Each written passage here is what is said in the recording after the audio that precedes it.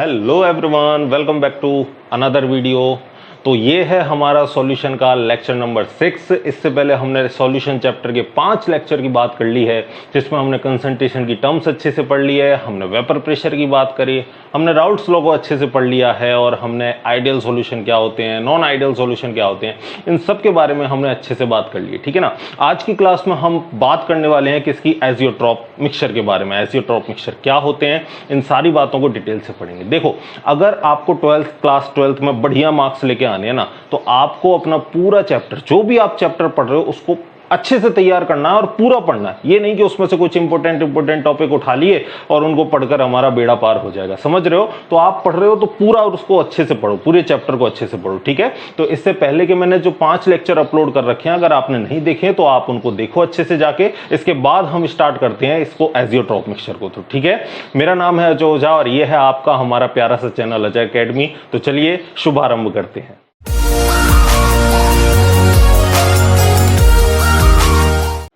देखो, एजियोट्रॉप्स।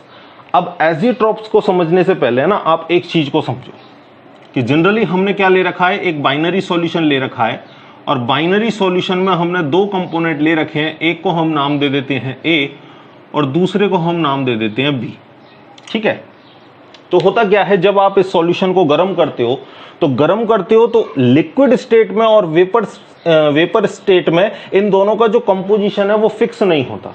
कहने का मतलब, लिक्विड स्टेट में मोल फ्रैक्शन कुछ अलग होंगे और वेपर फेज में मोल फ्रैक्शन कुछ अलग होंगे। ठीक है ना। जो वोलेटाइल ज्यादा है, जो नेचर में ज्यादा वोलेटाइल है, उसके तो आपको पता है वेपर्स ज्यादा बनेंगी। भाई वोलेटाइल का मतलब आसानी से क्या है, वेपर बना सके, तो उसकी तो वेपर्स ज्यादा होंगी।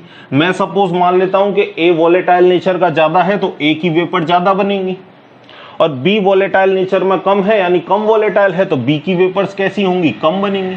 बी तो भाई कम बनेगा और ए आपका जो वेपर फेज में है ज्यादा बनेगा।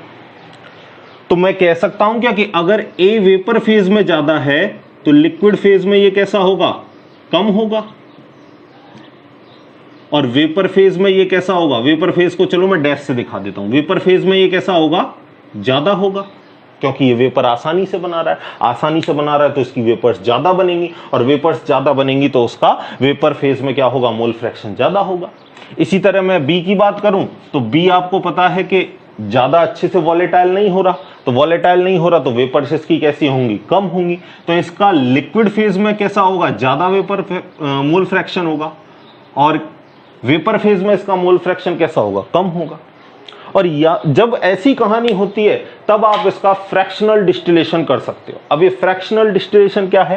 फ्रैक्शनल डिस्टिलेशन का मतलब कोई मिक्सचर आपने बनाया और उस मिक्सचर को बनाने के बाद आपको इन दोनों कंपोनेंट को अलग अलग करना है। मैंने मिक्सचर में ए और बी दोनों को मिला दिया, अब मुझे ए को भी अलग करना है, मुझे बी को भी अलग करना है, तो मैं क्या करूंगा, इसका फ्रैक्शनल डिस्टिलेशन करूंगा।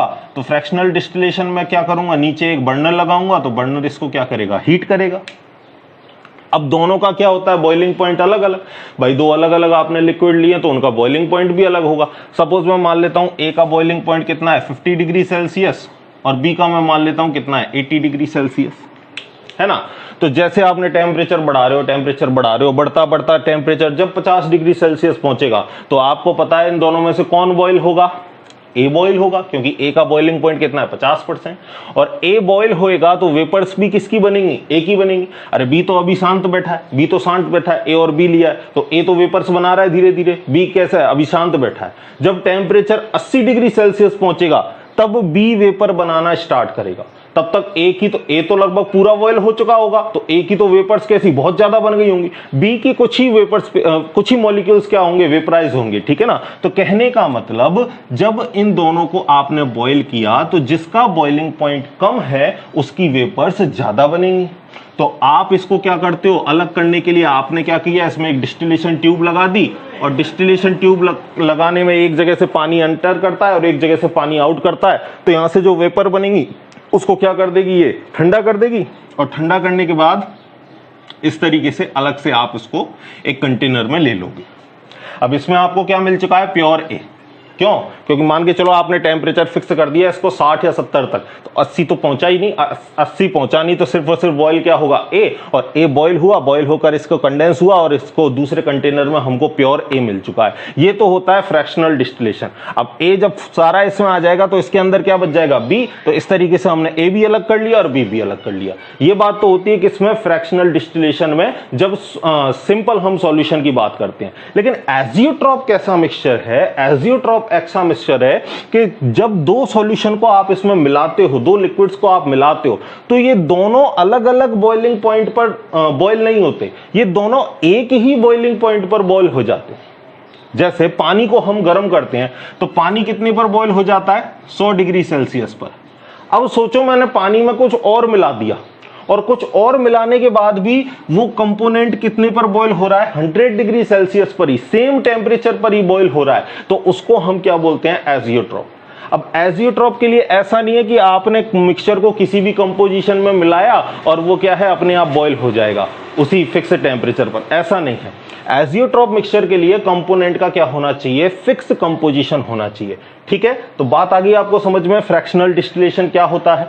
ठीक है, अब इस डेफिनेशन को देखो आप। एजियोट्रॉप मिक्सचर क्या होता है? The mixture of liquid having same composition in liquid as well as in vapour phase. जितना उसका कंपोजिशन लिक्विड में है उतना ही उसका क्या है? वेपर फेज में।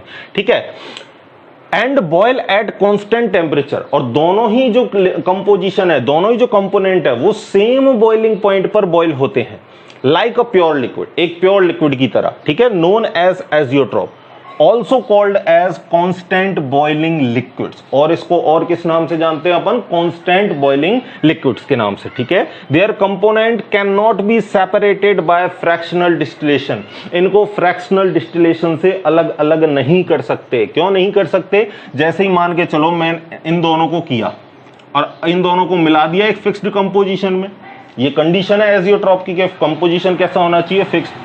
और फिक्स्ड कंपोजिशन मिलाने पर इनका बॉइलिंग पॉइंट कैसा हो चुका है? सेम। मान के चलो एक का 50 था, एक का कितना था? 80, और दोनों को मिलाने पर इनका फिक्स्ड बॉइलिंग पॉइंट कितना हो गया? 60 डिग्री सेल्सियस। तो आपने टेम्परेचर को बढ़ाया, बढ़ाते बढ़ाते बढ़ाते आप पहुंच गए टेम्परेचर कब? 60 डिग्री सेल्सियस पर। तो जैसे ही 60 डिग्री सेल्सियस पर पहुंचे तो ए के भी मॉलिक्यूल्स वेपराइज होंगे, सेम टू सेम बी के भी मॉलिक्यूल क्या होंगे? वेपराइज होंगे ना भाई। दोनों का ही बॉइलिंग पॉइंट सेम हो गया तो दोनों के मॉलिक्यूल ही वेपराइज होंगे, और जब दोनों के मॉलिक्यूल वेपराइज होंगे तो आपने ये नली लगा के इसमें कंडेंस करना चाहा, इस ट्यूब लगा के, तो जब आपने इसमें कंडेंस करके इस बीकर में आपने लिया तो आप में इसको ए भी मिलेगा और इस बीकर में आपको बी भी मिलेगा। तो फ्रैक्शन कहां हुआ? डिस्टिलेशन कहां हुआ? अरे भाई यहां भी ए बी था, यहां भी ए बी था, अलग अलग तो हुए ही नहीं। क्यों? क्योंकि इनका बॉइलिंग पॉइंट कैसा हो गया? सेम। तो सेम बॉइलिंग पॉइंट हो गया तो ये दोनों अलग अलग नहीं हो सकते। तो दूसरी बात हमने यहां पर क्या समझी कि there components can not be separated by fractional distillation, इनका फ्रैक्शनल डिस्टिलेशन नहीं हो सकता। यानी जितने मोल फ्रैक्शन लिक्विड फेज में होगा उतना ही मोल फ्रैक्शन किस में होगा? गैसियस फेज में होगा। जितने मोल फ्रैक्शन लिक्विड में है उतने ही किस में होंगे? गैसियस फेज में। तभी तो ये क्या है? सेपरेटेड नहीं हो पा रहे। तो हम यहां लिख सकते हैं कि एक्स ए और बी दो कंपोनेंट है, तो ए कंपोनेंट के लिक्विड फेज में जितने मोल फ्रैक्शन थे उतने ही वेपर फेज में, same to same B component के लिक्विड फेज में जितने मोल फ्रैक्शन थे सेम टू सेम उतने ही किस में है? वेपर फेज में है। अब ये जो एजियोट्रॉप मिक्सचर है ये कितने तरीके के होते हैं? दो तरीके के। ठीक है ना, मैंने आपको लिख रखा है, पहला कौन सा है? मिनिमम बॉइलिंग एजियोट्रॉप, और दूसरा कौन सा है? Maximum boiling azeotrope. अब समझो ये होता क्या है। देखो, मिनिमम बॉइलिंग एजियोट्रॉप, आपको इससे पहले मैंने नॉन आइडियल सॉल्यूशन पढ़ाए हैं, और नॉन आइडियल सॉल्यूशन में भी हमने दो तरीके के पढ़े थे, एक पॉजिटिव डेविएटेड और एक नेगेटिव डेविएटेड। अब मुझे बताओ कि मिनिमम बॉइलिंग पॉइंट किसका होगा? जिसका मैक्सिमम वेपर प्रेशर होगा। अरे भाई मैक्सिमम वेपर प्रेशर वाला थोड़े से टेम्परेचर पर बॉयल हो जाएगा। ठीक है ना, जैसे अभी इसी को ले लो, ए का 50 डिग्री सेल्सियस था और बी का हमने यहां पर कितना लिया था? 80 डिग्री सेल्सियस। ठीक है, तो ए तो 50 डिग्री पर ही बॉयल होने लग जाएगा, और बॉयल होगा तो वेपर बनाएगा आसानी से, और बी जो है 80 पे बॉयल होगा। तो जब तक बी का नंबर आएगा तब तक तो ए तो अपने सारे मॉलिक्यूल्स को वेपराइज कर चुका होगा लगभग। तो ए का मैक्सिमम बॉइलिंग पॉइंट था या मिनिमम? मिनिमम बॉइलिंग पॉइंट था। मिनिमम बॉइलिंग पॉइंट पर ए के सबसे ज्यादा वेपर्स के मॉलिक्यूल्स बने, तो मिनिमम बॉइलिंग पॉइंट पर मैक्सिमम वेपर्स बनती हैं। ये बात तो सीधी सी है। और जैसे ही हमको पता है कि अगर मैक्सिमम बॉइलिंग पॉइंट होगा, तो जैसे हम गर्म कर रहे हैं, वो तो बैठा है अभी, वेपर्स ही नहीं बना रहा। वेपर्स तो कब बनाएगा, जब पहले बॉयल हो। तो बॉइलिंग करने के लिए हमको टेम्परेचर बढ़ाना पड़ रहा है। तो जब मैक्सिमम बॉइलिंग पॉइंट होगा तब मिनिमम वेपर्स बनेंगी, और मिनिमम वेपर्स बनेंगी तो वेपर प्रेशर भी कैसा होगा, कम। यानी हम कह सकते हैं कि वेपर प्रेशर जो है वो इनवर्सली प्रोपोर्शनल होगा किसके, बॉइलिंग पॉइंट के। अरे कह सकते हैं ना कि बॉइलिंग पॉइंट अगर कम होगा तो सॉल्यूशन जल्दी उबल जाएगा तो वेपर प्रेशर ज्यादा होगा, और अगर बॉइलिंग पॉइंट ज्यादा है तो वो वेपराइज ही नहीं हो रहा, उबल ही नहीं रहा तो वेपर्स नहीं बना रहा, वेपर नहीं बना रहा तो वेपर प्रेशर भी नहीं बनाएगा। ठीक है, तो बॉइलिंग पॉइंट अगर ज्यादा होगा तो वेपर प्रेशर कम होगा, बॉइलिंग पॉइंट अगर कम होगा तो वेपर प्रेशर ज्यादा होगा। तो ये कहानी आपको समझ में आ गई, minimum boiling azeotrope, maximum vapour pressure azeotrope. इसी तरीके से मैक्सिमम बॉइलिंग एजियोट्रॉप, तो हम इसको दूसरी भाषा में क्या कह सकते हैं, मिनिमम वेपर प्रेशर एजियोट्रॉप। ठीक है, अब इसकी डेफिनेशन देख लो। Azeotropes of binary mixture whose boiling points is less than that of each component. और यहां पर हमने क्या लिखा, azeotrope binary mixture whose boiling point is higher than that of each component. इसका मतलब क्या है समझो। हमने ए और बी को मिलाया, तो मिलाने पर ना ही ए का बॉइलिंग पॉइंट मिला, ना ही बी का बॉइलिंग पॉइंट मिला, ए और बी के बॉइलिंग पॉइंट से भी कम बॉइलिंग पॉइंट हमको मिला। अगर ऐसी कंडीशन आती है तो हम उसको बोलते हैं मिनिमम बॉइलिंग एजियोट्रॉप। जैसे ए का 50 है, बी का 80 है, मैंने दोनों को मिलाया और मेरा बॉइलिंग पॉइंट कितना निकल के आया, 48 डिग्री सेल्सियस। ना तो ए का बॉइलिंग पॉइंट मिक्स हुआ, ना बी का बॉइलिंग पॉइंट मिक्स हुआ। जो सॉल्यूशन हमारा बॉयल हुआ वो कितने पर हुआ, उनसे भी कम पर। तो हम इसको क्या बोलेंगे, मिनिमम बॉइलिंग एजियोट्रॉप। अब दूसरी कंडीशन ले लेते हैं, ए का 50 डिग्री सेल्सियस है, बी का 80 डिग्री सेल्सियस है। हम सॉल्यूशन को गर्म करते जा रहे हैं, ना ही 50 पर कोई सॉल्यूशन में बॉइलिंग पॉइंट आया, ना ही सॉल्यूशन उबला, ना ही हमारा 80 डिग्री सेल्सियस पर बॉयल हुआ सॉल्यूशन। और दोनों से ही एक बड़े टेम्परेचर पर 82 डिग्री सेल्सियस पर हमारा सॉल्यूशन क्या हुआ, बॉयल होना स्टार्ट हुआ। तो इसका मतलब ये कैसा एजियोट्रॉप है, मैक्सिमम बॉइलिंग एजियोट्रॉप है। बात आ गई आपको समझ में। अभी इसका हम एक ग्राफिकल रिप्रेजेंटेशन देखते हैं, आप जब तक ये डेफिनेशन का स्क्रीनशॉट ले लो। तो एक डेफिनेशन मैं आपके लिए और लेके आया हूं, आप उसको भी देखो। क्या लिख रखा है, the solution which show a large positive deviation from Raoult's law known as minimum boiling azeotrope। और यहां पर the solution which show a large negative deviation from Raoult's law known as maximum boiling azeotrope। अब आपको पता है minimum boiling point दे रखा है, तो minimum boiling point वाला ज्यादा वेपर प्रेशर बनाएगा, है ना। यही बात तो है भाई, जिसका बॉइलिंग पॉइंट कम है वो ज्यादा वेपर प्रेशर बनाएगा। और ज्यादा वेपर प्रेशर क्यों बनाएगा, कि मॉलिक्यूल्स के बीच में जो फोर्स ऑफ अट्रैक्शन है वो कैसा है, कम है मिक्सचर के मॉलिक्यूल्स के बीच में। तो वो वेपर्स क्या बनेंगे, ज्यादा। वेपर्स ज्यादा बनाएंगे तो मैक्सिमम वेपर प्रेशर होगा, मिनिमम बॉइलिंग पॉइंट होगा। कहने का मतलब जितने भी आपके पॉजिटिव डेविएशन वाले एग्जाम्पल हैं वो किसका एग्जाम्पल होंगे, मिनिमम बॉइलिंग एजियोट्रॉप। अब आप मुझे बताओ मैक्सिमम बॉइलिंग पॉइंट कब होगा, मैक्सिमम बॉइलिंग पॉइंट तब होगा जब वेपर प्रेशर आपके कम बन रहे होंगे। जब वेपर्स मॉलिक्यूल्स के कम बन रहे होंगे उस कंडीशन में मैक्सिमम बॉइलिंग पॉइंट होगा। और वेपर्स मॉलिक्यूल्स के कम कब बनेंगे, जब उनके बीच में फोर्स ऑफ अट्रैक्शन ज्यादा है। ये बात हम पहले आइडल नॉन आइडल में पढ़ चुके हैं अच्छे से, ठीक है ना। इनके बीच में जब फोर्स ऑफ अट्रैक्शन ज्यादा होगा मिक्सचर के मॉलिक्यूल्स के बीच में, तो ये वेपराइज नहीं होना चाहते, और नहीं होना चाहते तो वेपर्स कम बनेंगी, और वेपर्स कम बनेंगी तो वेपर प्रेशर भी कैसा हो जाएगा, कम हो जाएगा, ठीक है ना। तो मैक्सिमम बॉइलिंग पॉइंट में मिनिमम वेपर प्रेशर होगा और मिनिमम बॉइलिंग पॉइंट में मैक्सिमम वेपर प्रेशर होगा। आई थिंक आपको ये बात समझ में आ चुकी है। अब एक ग्राफिकल रिप्रेजेंटेशन से मैं आप इसको और अच्छे से क्लियर करेंगे, ठीक है ना। जैसा कि मैंने पहले ही बताया था कि फिक्स्ड कंपोजिशन होना चाहिए। ऐसा नहीं कि आपने, अब जैसे मैंने पॉजिटिव डेविएशन में ले रखा है इथेनॉल प्लस H2, तो इसका एक फिक्स्ड कंपोजिशन होना चाहिए।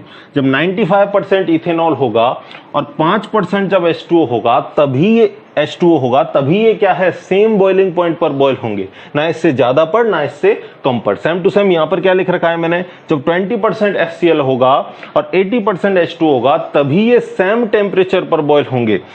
इसके अलावा एक एग्जांपल और लिख रखा है, जब 68% HNO3 हो 32% H2 हो, तभी ये सेम बॉइलिंग पॉइंट पर पूरा जो सॉल्यूशन है वो क्या होगा, बॉयल होगा। अगर ये कंपोजिशन आपने डिस्टर्ब की तो एजियोट्रॉप मिक्सचर नहीं बनेगा, ये बात याद रखना, ठीक है ना। चलो इसका ग्राफ हम बनाते हैं। तो पहला हम ग्राफ बनाते हैं टेम्परेचर वर्सेस मोल फ्रैक्शन का, ठीक है। तो देखो दो कंपोनेंट है, तो एक हम ले लेते हैं पहले इथेनॉल C2H5OH। तो यहां पर हम मान लेते हैं इथेनॉल क्या है, बिल्कुल 0, ठीक है। और इस पॉइंट पर हम ले लेते हैं इथेनॉल की मोल फ्रैक्शन है 1। इस पॉइंट पर इथेनॉल बिल्कुल नहीं है, इस पॉइंट पर है। इस पॉइंट पर हम ले लेते हैं वाटर का मोल फ्रैक्शन है 1, और इस पॉइंट पर हम ले लेते हैं वाटर का मोल फ्रैक्शन है 0, ठीक है। तो आपको 95% इथेनॉल चाहिए, तो 95% कुछ यहां आ रहा होगा, यहीं तो आएगा भाई। इथेनॉल का पहले आपको मैं इसका बॉइलिंग पॉइंट बता देता हूं। इथेनॉल का जो बॉइलिंग पॉइंट होता है इथेनॉल का, वो कितना होता है 353 केल्विन, और वाटर का तो सबको पता ही है 100 डिग्री सेल्सियस, और केल्विन में लिखें तो 373 केल्विन, ठीक है। तो इसका जो बॉइलिंग पॉइंट है इथेनॉल का, वो कुछ हम यहां लिख देते हैं, कितना है 353 केल्विन, ठीक है। और जो वाटर का है वो हम मोल फ्रैक्शन, क्योंकि वाटर के यहां पर पूरे हैं, तो वाटर का हम बॉइलिंग पॉइंट यहां लिख देते हैं 373 केल्विन, 373 केल्विन, ठीक है। अब जब यहां पर 95% यहां पर 1 है, तो आपको पता है टोटल तो कितना होता है मोल फ्रैक्शन, एक ही। जब हम यहां से घटाते घटते घटते घटते यहां पर आए 95% पर आए, तो 95% का मतलब पानी यहां पर कितना होगा 5%। तब हुआ क्या, बॉइलिंग पॉइंट इनका घट गया, बॉइलिंग पॉइंट घट गया, और घटकर ये जो बॉइलिंग पॉइंट आया वो कितना निकल के आया 351 केल्विन। यानी जब आपने इथेनॉल 95% रखा और 5% पानी रखा, तब ये जो सॉल्यूशन है वो क्या है, बॉयल हो गया। हम एक्सपेरिमेंट कर रहे थे और एक्सपेरिमेंट करते करते ये सारी बातें हमने चेक की हैं।